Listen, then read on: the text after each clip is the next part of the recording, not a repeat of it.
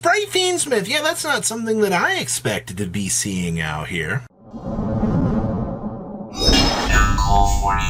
Make sure you guys smash the ever-living crap out of that subscribe button so you guys don't miss out on more awesome content. We're going to be looking at your first case tournament breakdown here out of the Refined Games for their 130 here. And this breakdown, I mean, while we're looking at this format, I mean, you have some very cool things that are showing up, all right? And that's a very good thing. One of the things that actually took me by surprise was Sprite Fiendsmith. Obviously, you know, the consistency that the Sprite package gives you, but, you know, also being able to Nightmare Corrupt or Ridley lock your opponent, and then, to top things off, having full access to full, you know, Sprite combo, Fiendsmithing it on up to make the dice arise for the Omnis is going to be very, very strong. All right, that multi-revolving door of things is going to be very important. We also had one Ubel duelist in here, which, you know what? I'm happy to still see Fiendsmith Ubel, or Ubel good stuff doing the thing. We also had Dragon Link as well. Okay. Dragon Link definitely stepping on up here and being a good deck. We also had the Power of Kashtira, so mid-range control, still having a very strong place in the meta. We also have Tenpai Dragons. I mean, hey, it is the little angry deck that is very mean in the room.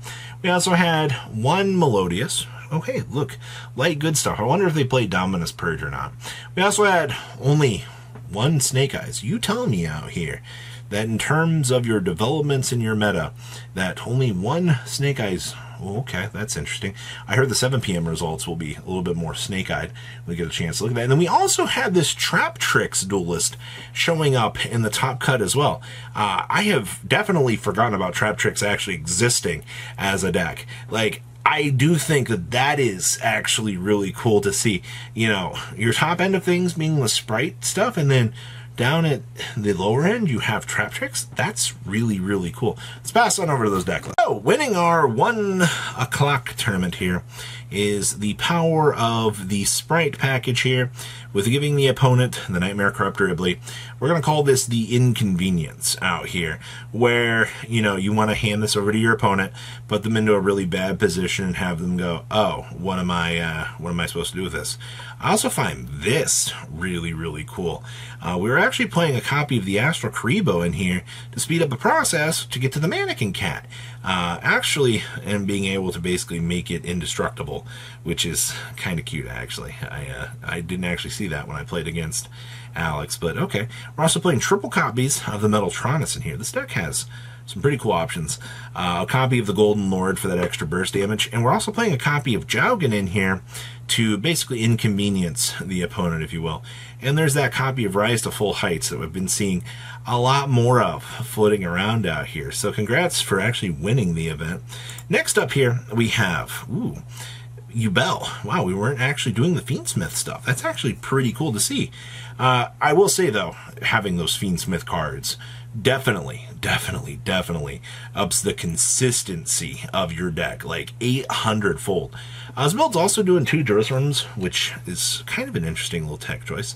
And of course, we've got a callback down here to the triple super polymerization. Being able to vacuum up your opponent's field and put that pressure on them, I think is pretty important for what you can actually do. Also, you know, the Loving Defender, getting the chance to kind of close out a little bit extra of the game for your favor is actually pretty good. Outside of that, yeah, Fiendsmith cards are definitely the upgrades to the world. But if you can't afford them just yet, base form Ubel will get you a good chance to move along with the day and what you could actually do with this. All right. Ooh. Chaos, a Dragon Link. Oh, okay. I will say, you know, the old tricks that this deck could do, not really anything's changed. I mean, playing 46 cards is fine. I do see triple 4-Force Virus down here. Tribute a dark monster with 2,000 or more defense, look at your opponent's hand, and all monsters they draw until the 3rd turn, and then destroy all monsters with 1,500 or less defense. You know, the fact that this card has been coming up, I did see some Labyrinth builds were playing this a long time ago for Unchained, which was really, really hilarious. But we're just kind of at the point right now that this is pretty good. I also do see we have the Change of Heart, the Snatch Steal, and the Mind Control. We got the whole enchilada of utility options down here for us. Hello, Borland. This still is the boss monster of choice for this deck. Outside of that, there's not really too much else to say about this. Dragon Link still functions on pretty much the same premise that it does. Nothing's really changed. It's just more of a roguish option at this point. You gotta love the current state of the game. Ooh, we have our Kashtira deck here. We're actually main decking the ogres here. All right, so I can't take anything away from this. I do think at certain points in this format that ogre is a pretty free steal from what you do need. I also see that we are playing the crystal G-Golem stuff down here. You know, this whole little package to generate the advantage of drawing cards. Checkaroo. All right. This build's actually playing triple skill drain as well.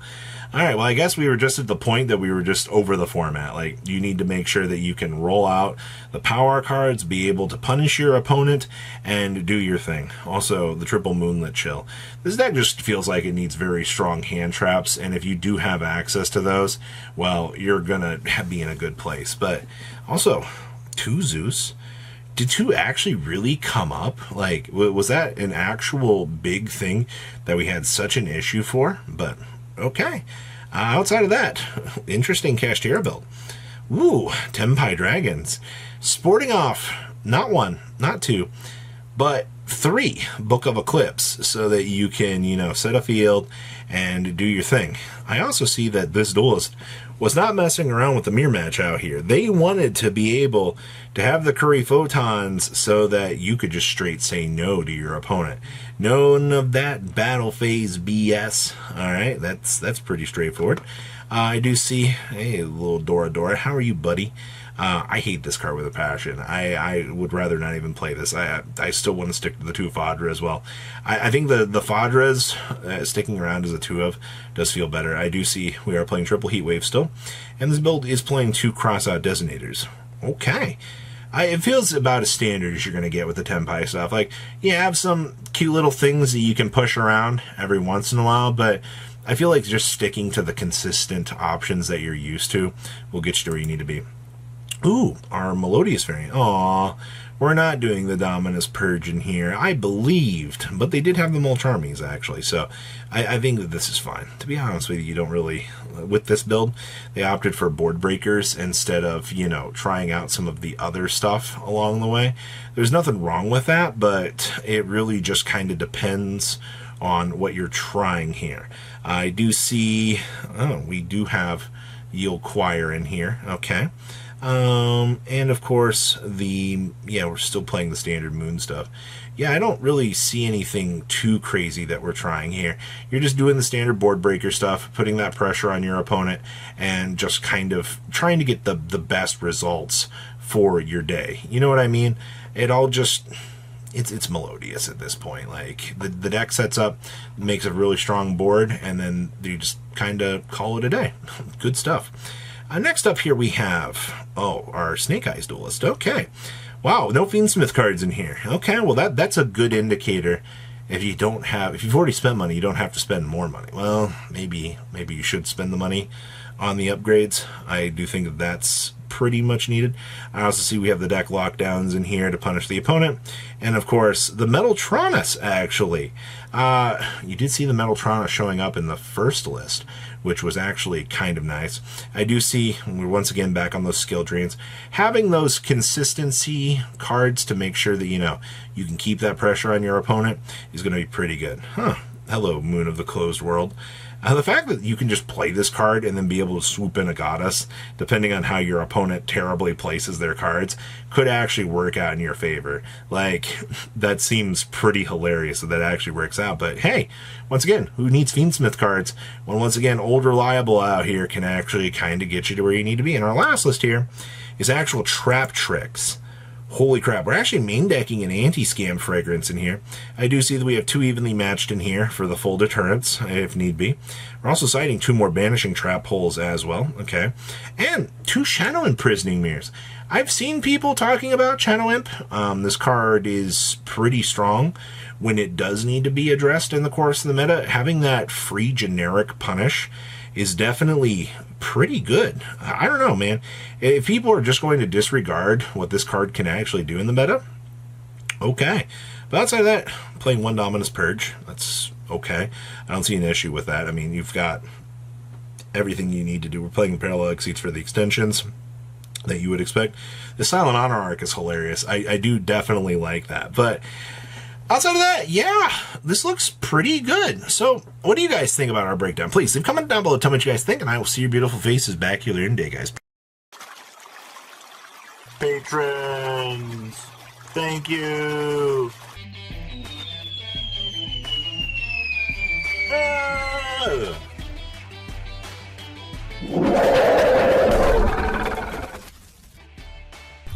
Thank you so much for watching. Check out these other videos.